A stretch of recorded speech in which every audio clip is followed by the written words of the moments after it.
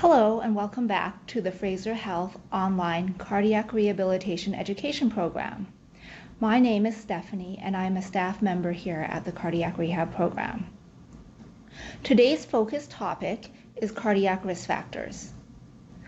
Hopefully you have already viewed the introductory presentation so that you have an overview of the sessions and the format that are provided for your learning purposes and self-management needs. The program has 9 sessions in total, including the introductory class. Presentations do not need to be viewed consecutively, but instead you can pick and choose what fits your schedule and learning needs best. Be sure to view each topic for the most comprehensive understanding of your cardiac condition.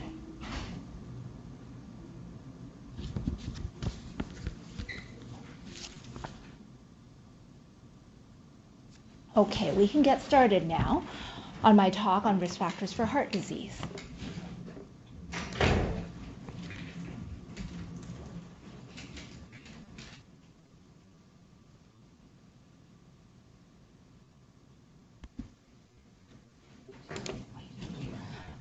So what is heart disease? Heart disease consists of many different conditions, but most commonly we are talking about a form of disease called coronary artery disease, or CAD for short. Some experts or some medical physicians may call it ischemic heart disease, which is the same thing. What happens in this condition is that there are narrowings or blockages of the coronary arteries. These are the blood vessels that supply oxygenated blood to the heart. This condition is also called atherosclerosis.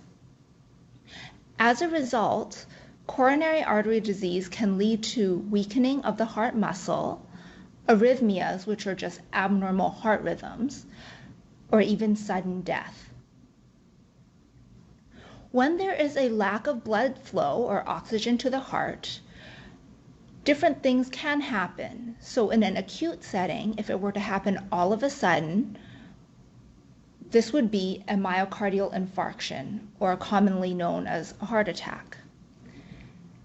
If the lack of blood supply and oxygen supply is gradual in onset, a person may experience symptoms of angina.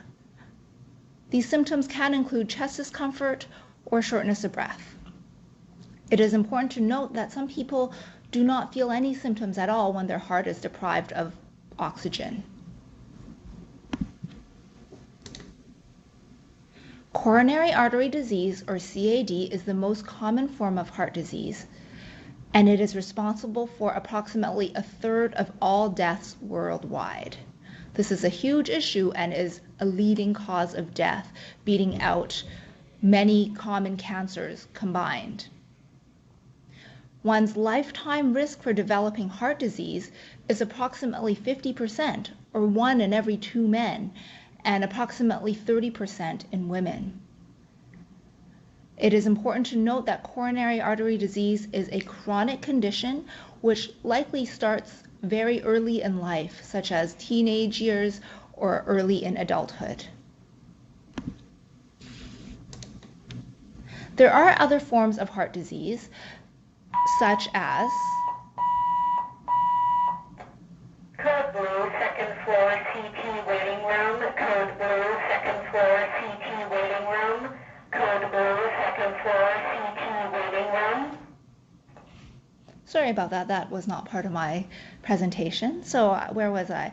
There are other forms of heart disease as well, which I will not be focusing on, but I just wanted to mention today.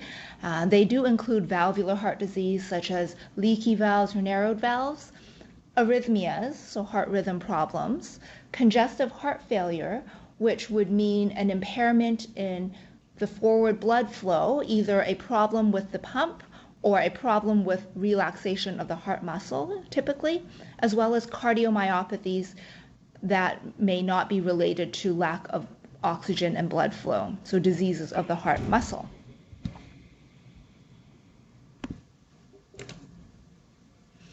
So risk factors. These are conditions that can increase your risk for developing heart disease, and this is what I will be focusing on today. For those without heart disease, improving on these known risk factors or conditions can lower one's chances of experiencing heart attacks and other manifestations of heart disease. And for those who have already had a heart attack, focusing on improving these risk factors will hopefully lower the risk of repeat illness.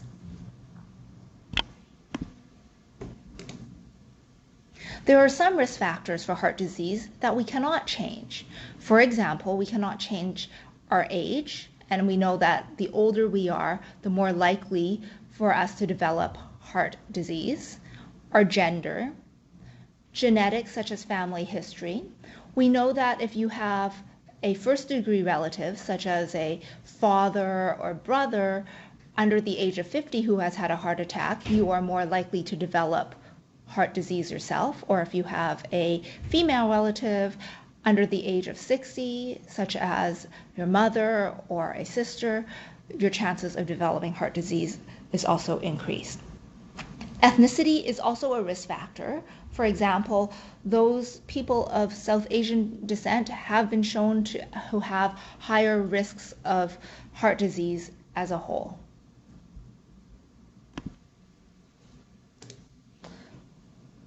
This slide shows us risk factors that fortunately we can change if we were to work on things.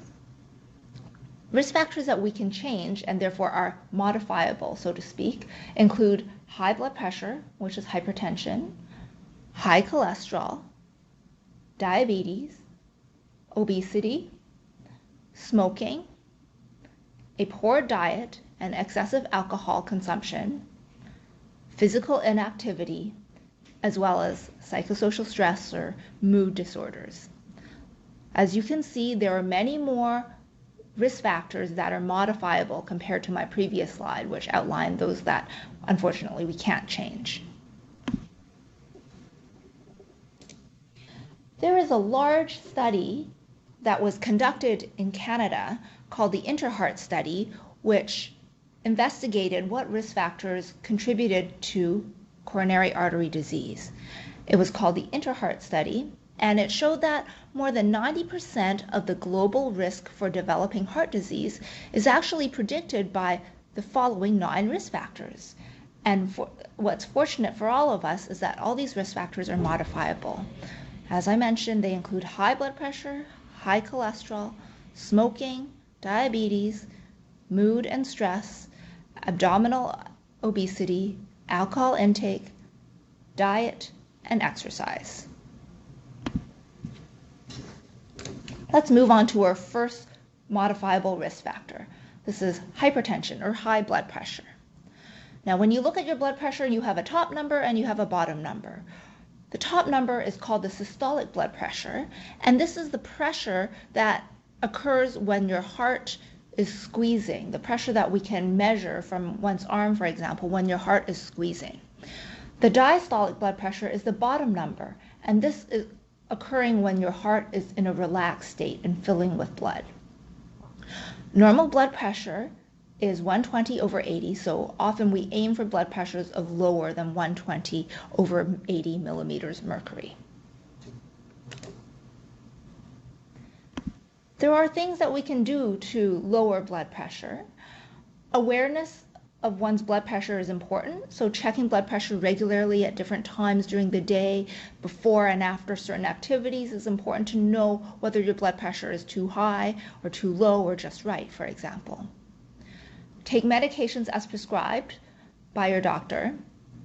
It is important to note that there are some medications that can be used for high blood pressure, which can also be used for heart disease, and your family doctor or your cardiologist or your pharmacist or nurse may be able to help you and educate you to tell you what they're for exactly. Quitting smoking can help with blood pressure as well. Losing weight is very helpful in maintaining a healthy blood pressure. Exercise, such as aerobic exercise, is also beneficial. Salt can contribute to high blood pressure, so limiting your salt intake to less than 1.5 grams per day is recommended. And alcohol has been shown to increase blood pressure, so limiting your alcohol intake is important.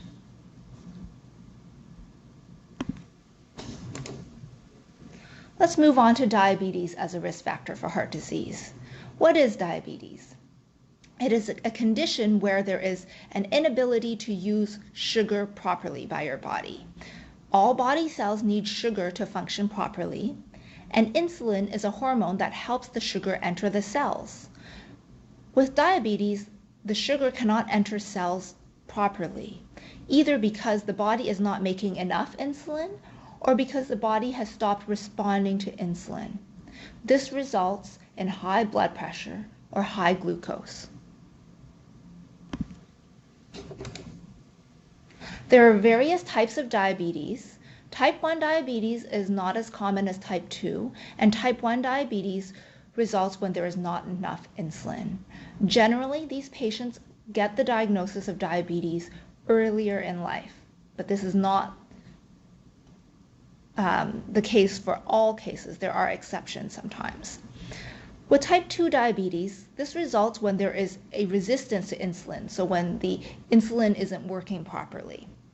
And this is the most common form of diabetes, and it accounts for 90% of all cases. Traditionally, type 2 diabetes is later in onset, so onset is later in life.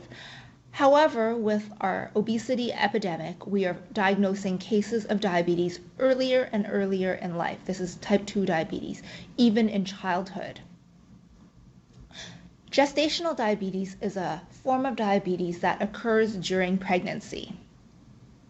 It is important to note that type 2 diabetes often causes no symptoms, so routine checkups. Code blue, medical imaging, second floor, nurses prep room, corridor 1. Code blue, medical imaging, second floor, nurses prep room, corridor 1. Code blue, medical imaging, second floor, nurses prep room, corridor 1. Routine checkups and blood work may be necessary to make sure that one has not developed diabetes. In a minority of people, they may experience symptoms such as increased thirst, blurred vision, or frequent urination as a sign of diabetes. But like I said, most people may not experience any symptoms. Luckily, diabetes is not only treatable, but it can be preventable in some cases. The most important thing is to maintain a healthy weight, and this can lower your chances of developing diabetes. Diabetes is a very serious and chronic medical condition that can lead to numerous complications if left untreated. They include eye disease, which is called retinopathy, cerebrovascular disease, such as having strokes or lack of blood supply to the brain, coronary artery disease, which we're speaking of today, nephropathy or kidney disease, nerve disease or neuropathy, peripheral vascular disease, so other diseases of blood vessels elsewhere in the body, as well as poor wound healing.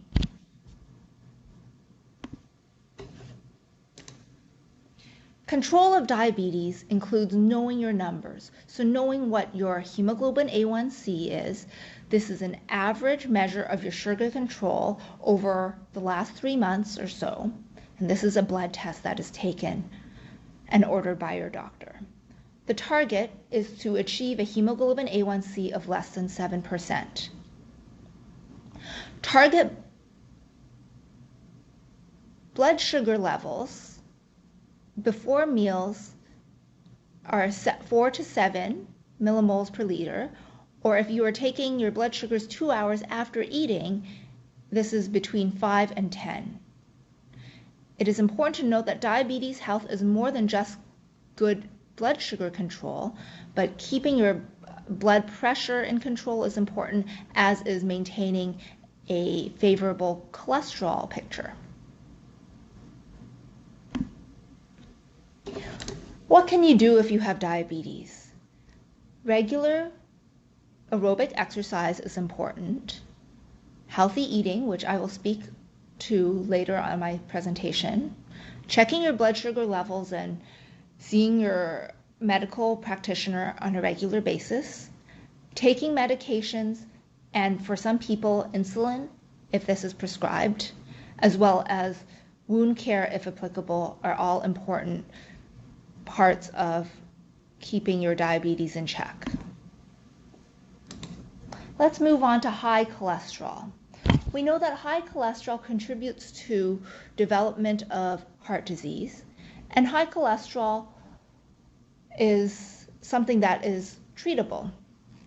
Cholesterol is an essential substance that is found in the bloodstream. It comes from two sources. One, it is produced by the liver, which is the main portion of our blood cholesterol, and some of it, the minority of it, is also ingested from foods. There are different types of cholesterol, mainly the bad cholesterol, or LDL, and then there is good cholesterol, HDL. We want your LDL as low as possible and your HDL as high as possible. You can remember HDL is good, H for happy. That's how I tell some of our clients in cardiac rehab. Just like diabetes and just like high blood pressure, one may not develop any symptoms and usually doesn't develop any at all when they have high cholesterol. So it is important to look for this condition if you are at risk for having heart disease or have heart disease diagnosed. What can you do if you have high cholesterol? Well, getting your blood work done, seeing your doctor on a regular basis, those things are important. You can modify your diet. Reducing the intake of saturated fats or animal-based fats is important. Studies have also shown that if you increase your intake of soluble fiber, this can help your cholesterol picture favorably and lower your risk of having heart problems. Where can we find soluble fiber? Well, there are certain fruits and legumes that have dietary fiber. Bran also has it in other prepared foods as well. Red wine is an antioxidant, and when consumed in moderation, this has shown to help your cholesterol profile somewhat. Not a huge extent, but somewhat. Exercise is important, and taking medications is by far what makes the biggest impact on your cholesterol profile if this is prescribed for you. I'm going to speak to medications that treat high cholesterol.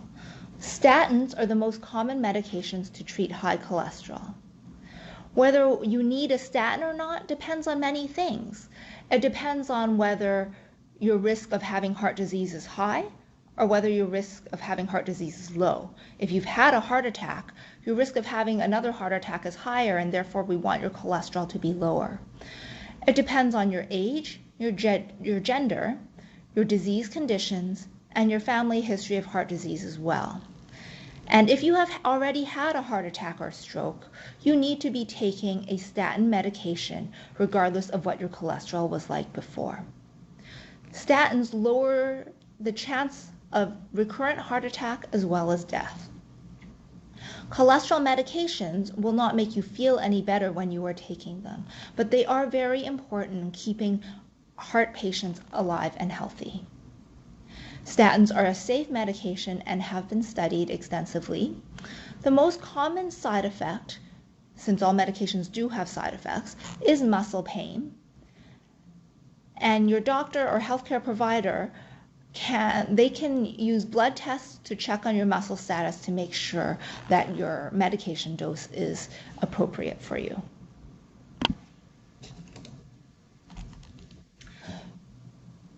Obesity and physical inactivity are risk factors for heart disease as well. Obesity, or excessive weight, is a growing epidemic, and we are seeing more and more people fall into this category. The distribution of this added weight does matter. As you can see in the picture to the right of the text on the screen, if you have more of an apple shape or more of your weight distributed throughout your torso, this is higher risk and more likely to result in heart disease compared to if you're shaped more like a pear or if you carry the weight lower down your body. We use the body mass index, or BMI, to help diagnose obesity, and those who have a BMI of greater than 30 are said to be obese. Physical inactivity is a growing problem as well, and of course this contributes to obesity. Currently, the guidelines recommend that we exercise for 30 to 60 minutes, and this is in the form of aerobic exercise, such as walking, jogging, swimming, or cycling, amongst other activities, most days of the week. But really, any improvement or any increase in your physical activity is beneficial and recommended. I also want to differentiate activity from formal exercise. So if you have a very active job on your feet all day, while that is good, it is still not as beneficial as formal exercise where you go and for 30 minutes or 60 minutes to do most days of the week, for example. Obesity and physical inactivity contributes to heart disease, which is why we're talking about it today, but also it can contribute to diabetes, high blood pressure, and cholesterol. What can you do if you have been diagnosed with obesity? Diet change is the most important thing. Choosing to eat more vegetables and fruit is important, and choosing foods that are low in saturated fat is as well. Limiting your intake of sugar is important, as well as limiting processed foods. It has been recommended that we eat whole grain products, such as whole wheat bread, and portion control is also important. Regular exercise, as I had mentioned, is also important. And while exercise is important in the maintenance of a healthy body weight, it plays a smaller role than diet change does. It is important to try to lose that weight slowly and steadily because it has been shown that if you were to crash diet and lose the weight very quickly, you're more likely to regain that weight just as quickly. And making changes that are sustainable with your day-to-day life, that are easily maintained, is a smart idea. This slide shows what a heart-healthy diet may look like, and it is taken from the Canada Food Guide. As you can see, at the very top in green, they recommend many servings of vegetables and fruit, followed by whole grain products, and to choose low-fat dairy and lean meat alternatives. Fatty fish is abundant in omega-3 and has been beneficial in the setting of improving on your cholesterol numbers as well as your overall heart health as well.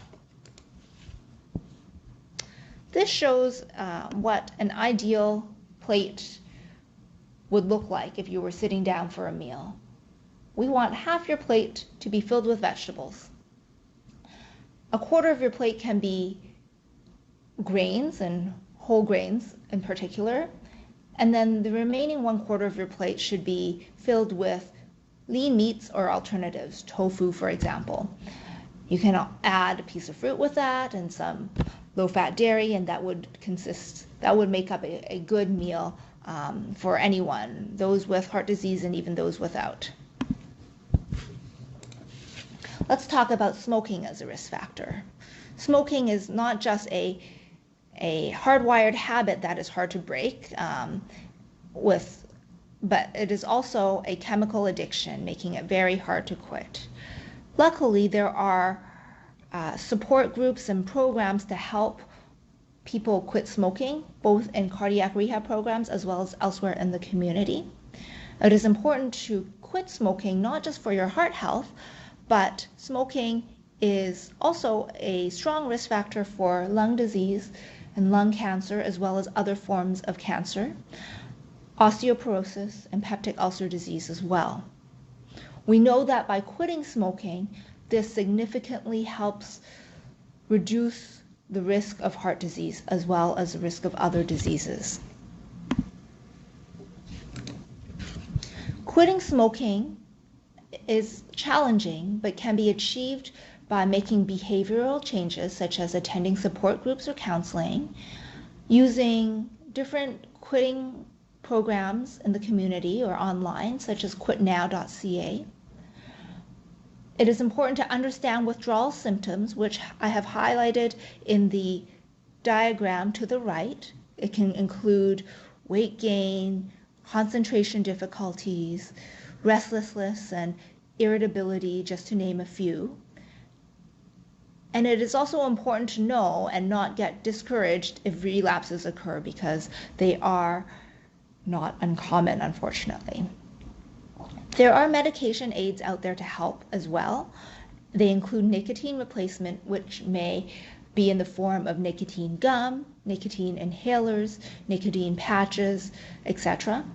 Champix or varenicline, as well as Zyban, are both medications that have also been shown to help smokers succeed at quitting. The benefits of smoking cessation are many. The heart health benefits are quite significant, and it has been shown that if a smoker quits smoking, they are able to reduce the risk of having a heart attack back down to a non-smoker in a short amount of time, even in a few years, a year and a half, 3 years, for example. And it doesn't matter whether you're young or older, these benefits can be achieved. There are other health benefits with smoking cessation, including longer life on average when we study many patients in this situation, lowered risk of different cancers, as well as better lung function. We know that secondhand smoke is dangerous as well, so when you quit smoking, you are also helping those around you. The financial incentives are also great. I know people in our program who have quit smoking and 2 years later have treated themselves to a nice tropical vacation with the money saved, for example. Stress is actually a significant risk factor for heart disease as well. And by what I mean, stress can come in many forms, but psychosocial stress, so workplace stress, mental illness such as depression or anxiety, and poor sleep habits, all these can affect your risk of developing heart disease. Patients who suffer from depression are more likely to smoke, consume excessive amounts of alcohol, be physically inactive, not take their medications, and not attend cardiac rehabilitation. So this can be a serious problem.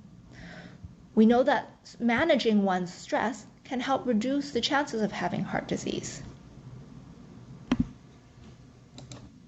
Stress management can include many things. First, it is important to know that it is impossible to eliminate all forms of stress in life. However, exercise, stress management programs, breathing techniques, muscle relaxation or massage, meditation, music therapy, as well as medications in some cases may help. And seeing your doctor for counseling or medication help is sometimes recommended and never a bad idea. So at cardiac rehabilitation, we aim to improve these risk factors that I have identified today in our patients through education and behavioral changes. This is our goal, and I hope that I have highlighted the risk factors today for you. Cardiac rehabilitation has been shown to be quite beneficial for patients who have developed heart disease.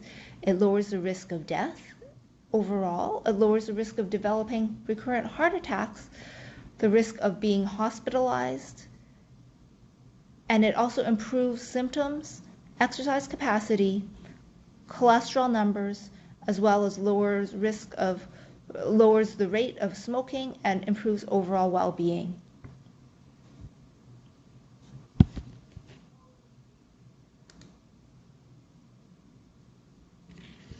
This concludes my presentation on risk factors for heart disease. Thank you for taking the time to view this session and for participating in the Fraser Health online cardiac rehab education program. We hope that you view all sessions as your schedule allows and find them helpful in recovering after your cardiac event.